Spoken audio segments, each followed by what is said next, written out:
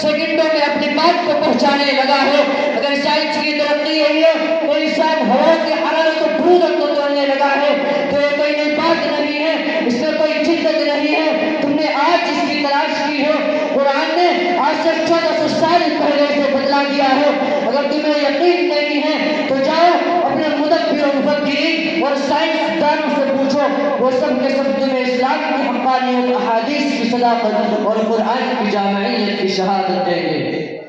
برادران ملت، یہ ایک مسلم حقیقت ہے کہ دور حاضر کے سائنسی تجربات نے اسلام کی حقانیت و ابدیت پر مہر تصدیق ثبت کر دیا ہے،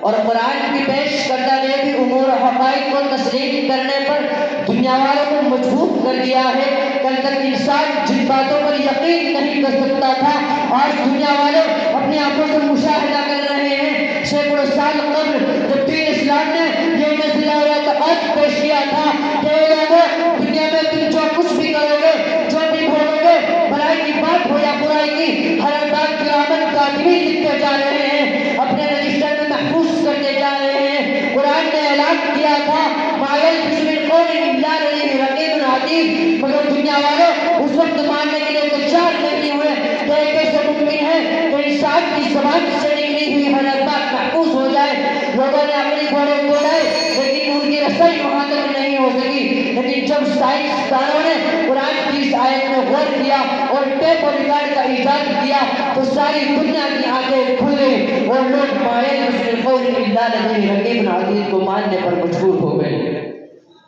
فرزندان توحید، صدیوں قبل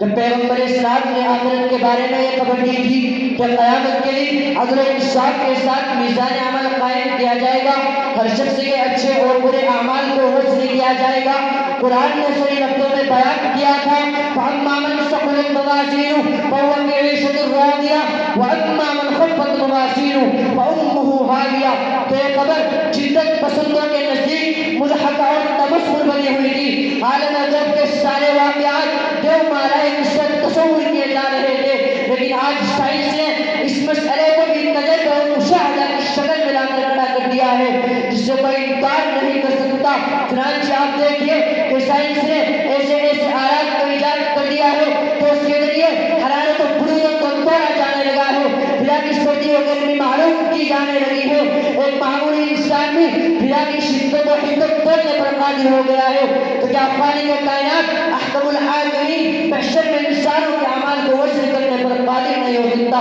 ضرور بھی ضرور قادر ہوگا، اس میں کوئی شک و شبہ نہیں۔ دریائے فکر و نظر کے شناوروں، یہ ایک ناقابل تردید حقیقت ہے اور ایسی وضاحت ہے جس کا انکار سورج کی دیاباش شکلوں کے تکلیف مرادف ہوگا۔ معلوم ہوا کہ دنیا مذہب اسلام کی روحانیت پر ٹکی ہوئی ہے، نہ کہ کھوٹی سائنس کی ایجاد کی ہوئی چیزوں پر، اور پھر سائنس کا مقابلہ اور موازنہ اسلام سے کرنا بڑی صفات و حماقت کی بات ہے، اور مسلمانوں کا ایسے نظریے کو قبول کرنا ضلالت و جہالت کے سوا کچھ بھی نہیں ہے۔ اللہ تبارک و تعالی سے دعا ہے کہ وہ ہم سب کو اپنے سلیم عطا فرمائے۔ وآخر دعوانا